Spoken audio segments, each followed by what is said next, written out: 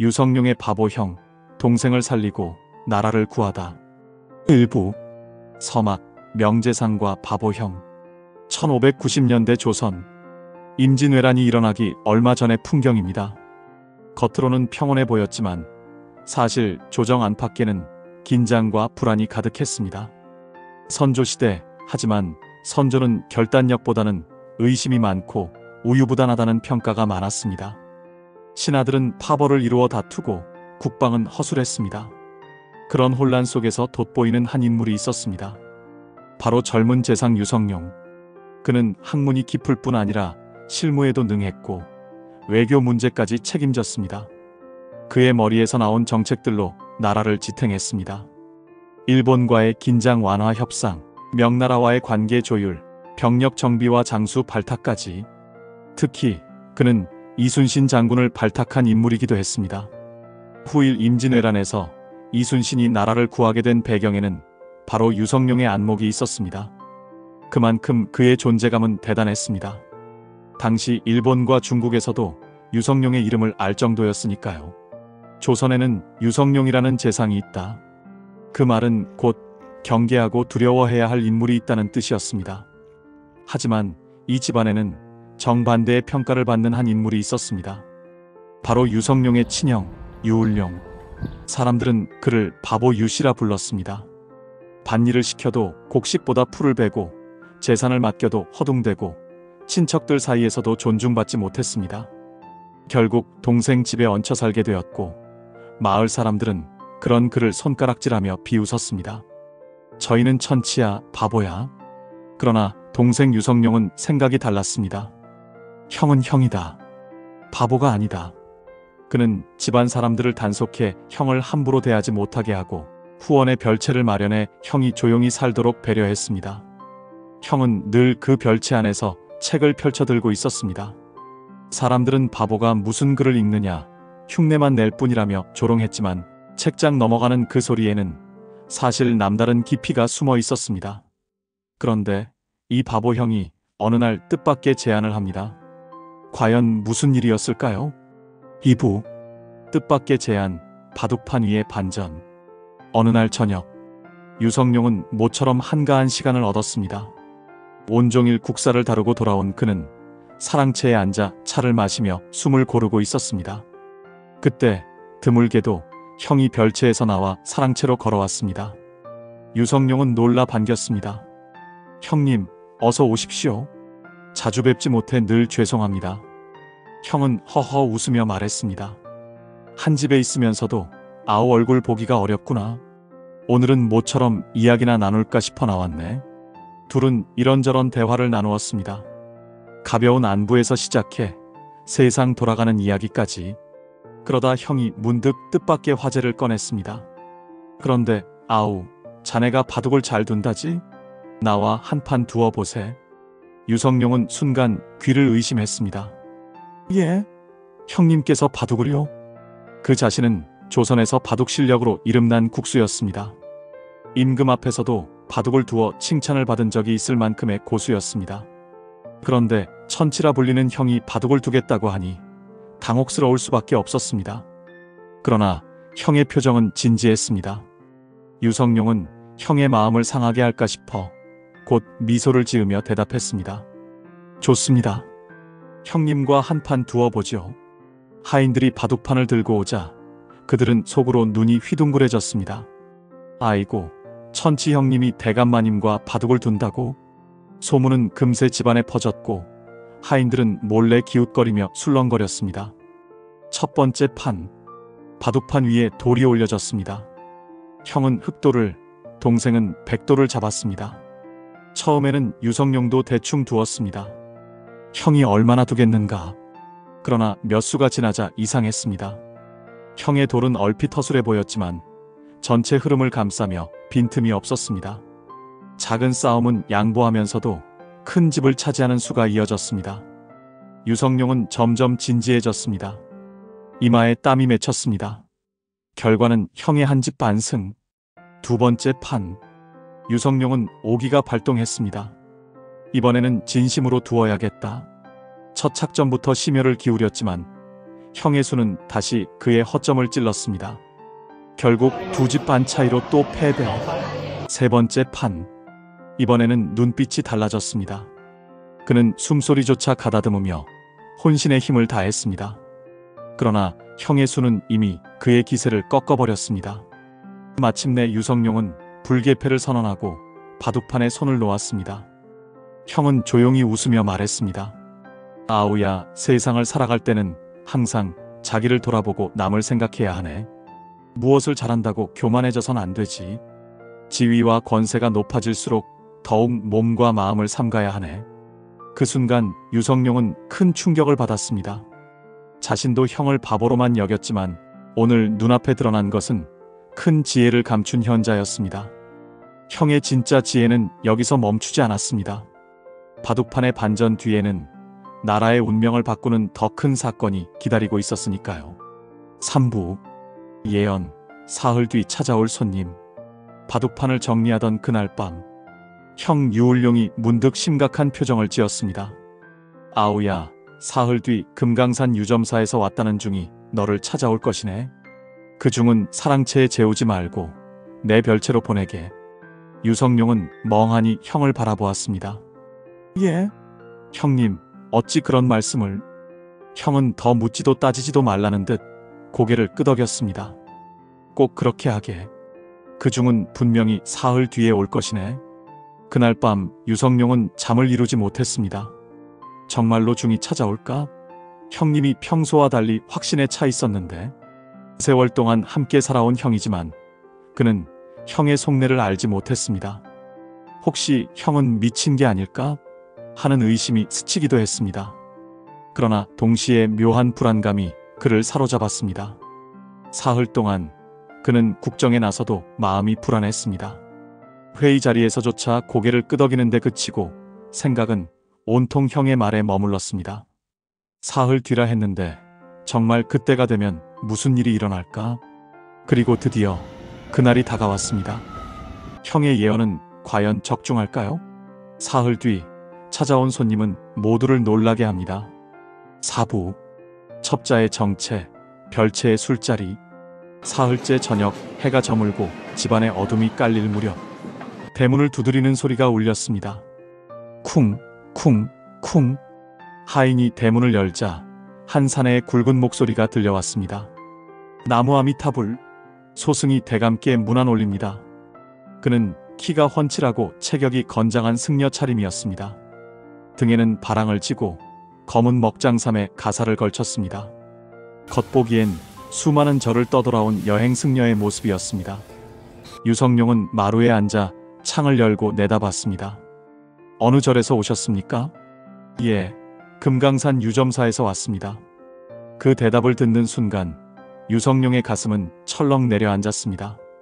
형님의 말이 사실이었구나. 중은 합장을 하고 고개를 숙였습니다. 평소 존귀하신 명성을 듣고 흠모해 왔습니다. 하룻밤 댁에 묵으며 법문을 나누고 싶습니다. 순간 유성룡은 잠시 갈등했습니다. 자신도 불경의 조예가 깊었기에 승려와 대화하는 것을 즐기곤 했습니다. 그러나 형의 당부가 떠올랐습니다. 죄송하지만 오늘은 제가 몸이 불편해 외인을 재울 수 없습니다. 대신 후원 별채에 계신 제 형님께 부탁드리겠습니다. 승려는 잠시 난처한 기색을 보였으나 곧 고개를 끄덕였습니다. 관세음 보살, 그럼 형님 댁에서 묵도록 하겠습니다. 별채의 술자리. 별채에서 유울룡은 승려를 맞이했습니다. 오, 대사, 마침 잘 오셨소? 조용히 술이나 한잔합시다. 승려는 손사래를 쳤습니다. 저는 출가한 몸이라 술은. 그러나 유울룡은 태연히 술단지를 꺼내 안주까지 차렸습니다. 그럼 곡차라 생각하시게. 인생 뭐 있소? 한잔합시다. 승려는 잠시 머뭇거리다가 결국 잔을 들었습니다. 등잔불이 일렁이며 두 사람의 그림자를 벽에 드리웠습니다. 술은 진득했고 입안 가득 퍼지는 향은 묘하게 긴장을 풀어주었습니다. 승려는 처음엔 경계했지만 곧 웃음을 보이며 술잔을 비웠습니다. 시간이 흐르자 그의 말투는 풀어졌고 눈빛은 흐려졌습니다. 그러나 유울룡의 눈동자는 조금도 흐려지지 않았습니다. 그는 마치 술에 취한 듯 잔을 내려놓았지만 마음속에서는 불길한 직감이 점점 커져갔습니다. 승려는 술 기운에 골아떨어졌습니다. 코 고는 소리가 방 안에 울려 퍼졌습니다. 그러나 유울룡은 잠든 것이 아니었습니다. 그는 살며시 몸을 일으켰습니다. 등잔불에 비친 그의 눈빛은 예리했습니다. 그는 승려의 바랑을 조심스레 열었습니다. 그 안에는 천으로 칭칭 감싼 일본도 한 자루가 있었습니다. 또한 승려의 품에는 날카로운 비수가 숨겨져 있었습니다. 유울룡은 숨을 고르더니 갑자기 번개처럼 움직였습니다. 승려의 목덜미를 짚고 비수를 그의 턱 밑에 들이댔습니다. 내 이놈, 정체를 당장 밝히지 못하겠느냐? 승려는 눈을 번쩍 뜨며 질겁했습니다. 어르신, 무슨... 유울룡은 호통쳤습니다. 감히 내 아우 유상공을 해치려 드느냐? 내 놈이 아무리 교묘히 꾸며도 내 눈은 속일 수 없다. 승려는 결국 무릎을 꿇고 떨며 실토했습니다. 그는 도요토미 히데요시가 보낸 첩자였습니다. 임진왜란을 준비하면서 가장 두려운 인물인 유성룡을 암살하라는 특명을 받은 자였던 것입니다. 유울룡은 비수를 거두지 않은 채 준엄히 꾸짖었습니다. 내 주인에게 전하라. 조선을 얕보아 전쟁을 일으킨다면 반드시 스스로 몸을 망칠 것이다. 유상공은 이미 너희 나라의 꾀를 꿰뚫어 보고 있다. 한낱 비겁한 암살로 그를 쓰러뜨릴 수 있을 거라 생각했느냐? 그러고는 비수를 거두며 승려를 풀어주었습니다. 너 하나 죽인들 무슨 소용이 있겠느냐? 살아 돌아가 도요토미에게 전하라. 잘못된 전쟁은 반드시 파멸을 부른다. 승려는 식은땀을 흘리며 허겁지겁 도망쳤습니다. 그 길로 일본으로 달아나 도요토미에게 조선의 바보 형님 이야기를 전했다고 합니다. 사람들은 여전히 그를 바보라 불렀지만 그의 지혜는 계속 드러났습니다. 일상 속에서도 남다른 태도로 세상을 바라보았기 때문입니다. 오부, 바보의 행동들. 재산 분배의 날, 나는 밥만 먹으면 족하다.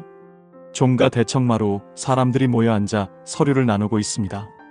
조선시대 집안의 가장 큰 분쟁은 재산 문제였습니다. 한양 양반가뿐 아니라 지방의 사대부 집안에서도 재산을 나누는 날이면 어김없이 목소리가 높아졌습니다. 유성룡 집안도 예외가 아니었습니다. 논밭을 나누는 자리에 친척들이 모였습니다. 처음엔 조용히 이야기를 나누다가 이내 목소리가 격앙되었습니다. 이 논은 내가 관리해온 땅이니 내 몫이요? 아니요. 선친이 나에게 주신 땅이요. 어찌 당신이 차지하려 하오? 얼굴은 붉어지고 손가락질까지 이어졌습니다. 대청마루는 순식간에 아수라장이 되었습니다. 그때 구석에 앉아있던 유울룡이 조용히 입을 열었습니다. 나는 밥만 먹으면 족하네. 다들 가져가시게. 순간 대청마루는 고요해졌습니다. 사람들은 어이없다는 듯 웃었습니다. 역시 바보 유씨, 저런 말을 하다니. 저 사람은 뭘 몰라. 저렇게 하니 늘 손해만 보지. 그러나 기묘하게도 그 한마디의 싸움은 그 자리에서 멈췄습니다. 누구도 더 목소리를 높이지 못했습니다. 욕심 없는 한 사람의 태도가 그날 집안의 다툼을 끝낸 것입니다. 겉으로는 바보 같은 말처럼 들렸습니다. 그러나 사실은 양보의 지혜였습니다. 한 사람이 내려놓을 때 다툼은 멈춘다. 그 단순한 진리를 그는 몸으로 보여주었던 것입니다. 농사의 서툼, 곡식은 내년에 또 나지 않겠는가. 가을 추수철, 마을 사람들이 줄지어 곡식을 베고 있었습니다. 낫이 곡식을 스치는 소리, 쓱싹하는 규칙적인 음이 들려왔습니다. 그런데 유울룡만은 달랐습니다. 남들은 반듯하게 이삭을 베어나가는데 그는 허둥대며 곡식 대신 풀을 베어버리곤 했습니다. 심지어는 자기가 베어놓은 곡식단을 발로 차 쓰러뜨리기도 했습니다. 사람들이 웃음을 터뜨렸습니다. 하하, 또 일을 망쳤구먼. 저래서야 뭘 하겠나? 역시 바보야. 아이들까지 따라 웃으며 장난삼아 바보 형님 하고 놀렸습니다. 하지만 유울룡은 태연히 웃으며 말했습니다. 곡식은 내년에 또 나지 않겠는가? 오늘 조금 상하는 게 무슨 큰일인가? 사람들은 고개를 갸웃했습니다. 저건 대체 무슨 말일까? 다들 곡식 한 톨이라도 아까워하는데 저 사람은 태어나다니. 사람들은 일을 제대로 못한다고 비웃었지만 그 말에는 깊은 뜻이 담겨 있었습니다. 작은 손실에 매몰되지 않고 더 큰 순환의 이치를 본 것이었습니다. 곡식은 한 해 실패해도 또다시 자란다는 자연의 순환. 그것을 이해하는 사람은 작은 실패 앞에 절망하지 않습니다. 유울룡의 태도는 바로 그런 넓은 시야에서 나온 것이었습니다. 피난길, 두려움을 누그러뜨린 한마디. 1592년 봄, 왜군이 부산포를 넘어 북상한다는 소식이 들려왔습니다. 벌써 옆 고을까지 왔다 한다. 조정이 어쩐단 말이냐. 곧 서울도 위험하다. 사람들은 허겁지겁 짐을 싸들고 피난길에 올랐습니다. 아이들은 울고 말은 울부짖고 마을은 순식간에 혼란에 빠졌습니다. 유성룡의 집안도 예외가 아니었습니다. 그는 가족들을 서둘러 챙기며 피난 준비를 했습니다. 그때 형은 방 한가운데 앉아 꼼짝도 하지 않았습니다. 형님, 왜 서두르지 않으십니까? 왜군이 곧 들이닥칩니다. 유성룡이 다급히 외쳤습니다. 형은 고개를 천천히 들더니 태연히 말했습니다. 사람이 살고 죽는 것은 하늘에 달린 일. 두려움에 휩쓸리면 올바른 판단을 놓칠 뿐이지. 그 말에 가족들은 순간 손을 멈추었습니다. 울던 아이도 분주히 짐을 싸던 하인도 모두 잠시 숨을 고르며 그의 얼굴을 바라봤습니다. 그 한마디가 사람들의 두려움의 온도를 낮춰주었습니다. 혼란 속에서 이성의 끈을 놓치지 않게 한 것이죠. 이는 단순한 무모함이 아니었습니다. 위기 앞에서도 침착함을 잃지 않는 태도, 두려움이 판단을 흐리지 않게 하는 힘. 유울룡은 위기의 순간에 모두를 진정시킨 사람이었습니다. 시장 거래, 세상은 믿음으로 굴러간다. 어느 날 형은 장에 나가 물건을 샀습니다. 보통 사람들은 흥정을 하고 값을 깎아달라 했습니다. 그러나 그는 전혀 다른 태도를 보였습니다. 그는 상인 앞에 돈을 올려놓으며 말했습니다. 값은 주인이 정하는 대로 받게. 사람들이 웅성거렸습니다. 아이고, 저래서야 바보지. 상인이 더 받으면 어쩌려고. 아이들까지 쫓아다니며 웃었습니다. 그러나 상인은 잠시 머뭇거리더니 결국 정직하게 계산해 거스름 돈을 돌려주었습니다. 그날 이후 그 상인은 신뢰받는 가게로 소문이 나 손님이 몰렸다고 합니다. 형은 미소 지으며 말했습니다. 나는 정직한 장사꾼을 믿네. 세상은 믿음으로 돌아가야지 얕은 꾀로 움직이면 안 되네. 세상은 경쟁과 속임수로 돌아가는 듯 보입니다. 하지만 결국 공동체를 지탱하는 것은 신뢰입니다. 유울룡의 단순한 행동이 사실은 사회적 신뢰를 쌓는 씨앗이 된 것이었습니다. 6부, 대지하고 큰 지혜는 어리석어 보인다. 노자에는 이런 말이 나옵니다. 대지하고 큰 지혜는 마치 어리석음과 같다. 유울룡의 삶은 이 말 그대로였습니다. 사람들의 눈에 그는 바보였습니다. 농사일을 제대로 못하고 재산도 다 양보하고 시장에 가서도 바보 같은 거래를 했습니다. 친척들조차 천칠하며 업신여겼습니다. 하지만 정작 그 안에 담겨있던 것은 큰 지혜였습니다. 재산 분배에서의 양보는 집안을 평화롭게 만들었습니다. 농사에서의 태연함은 순환을 이해하는 넉넉함이었습니다. 피난길에서의 침착함은 가족의 두려움을 누그러뜨렸습니다. 시장에서의 신뢰는 오히려 정직한 상인을 키워냈습니다. 무엇보다 바둑판 앞에서 그는 당대 최고의 국수를 이겼습니다. 그리고 첩자의 목숨을 살려 돌려보내며 일본이 저지른 전쟁의 어리석음을 꾸짖었습니다. 이 모든 것은 바보라는 외피 속에 감춰진 진짜 지혜였습니다. 유울룡은 세상을 향해 소리치지 않았습니다. 그는 세상과의 다툼을 피했고 욕심을 비웠습니다. 그의 삶은 단순했지만 그 단순함 속에서 사람들은 오히려 더 큰 울림을 받게 되었습니다. 바보 온달, 봉이 김선달 혹은 다른 야사 속의 바보들이 웃음 속에 진실을 담았듯 조선의 바보 유울룡도 사람들의 조롱 속에서 진짜 지혜로운 자로 남았습니다. 7부, 겉모습에 속지 말라. 오늘 우리가 얻어야 할 교훈은 무엇일까요? 첫째, 겉모습에 속지 말라. 겉으로는 서툴고 어리숙해 보이는 사람이 사실은 더 큰 지혜를 품고 있을 수 있습니다. 바보라 불렸던 유울룡이 나라의 위기를 막아낸 것처럼 말입니다. 둘째, 겸손의 가치. 유성룡은 국정의 최고 권세가였지만 형에게 무릎을 꿇었습니다. 형의 바둑 한 판과 한마디 충고 앞에서 그는 교만을 내려놓았습니다. 겸손은 언제나 더 큰 힘을 부릅니다. 셋째, 위기 앞에서의 침착함. 두려움에 휘둘리면 판단을 잃습니다. 그러나 담담히 마음을 다스릴 때 위기를 넘어설 수 있습니다. 유울룡은 위기의 순간마다 침착함으로 사람들을 지켜냈습니다. 넷째, 신뢰와 양보. 세상은 얕은 꾀와 속임수로 유지되지 않습니다. 결국 사람과 사회를 지탱하는 것은 신뢰입니다. 그리고 때로는 양보가 가장 큰 힘이 됩니다. 마지막으로 유울룡의 말을 다시 떠올려 봅니다. 무엇을 잘한다고 교만해져서는 안 되네. 지위와 명망이 높아질수록 더욱 몸과 마음을 삼가야 하네. 오늘을 사는 우리에게도 그대로 적용되는 말 아닐까요? 겉모습은 어리석어 보여도 그 안에는 더 큰 지혜가 숨어 있다. 오늘 이야기가 마음에 와 닿으셨다면 구독과 좋아요 부탁드립니다. 다음 시간에도 역사 속 숨은 이야기로 찾아뵙겠습니다. 감사합니다.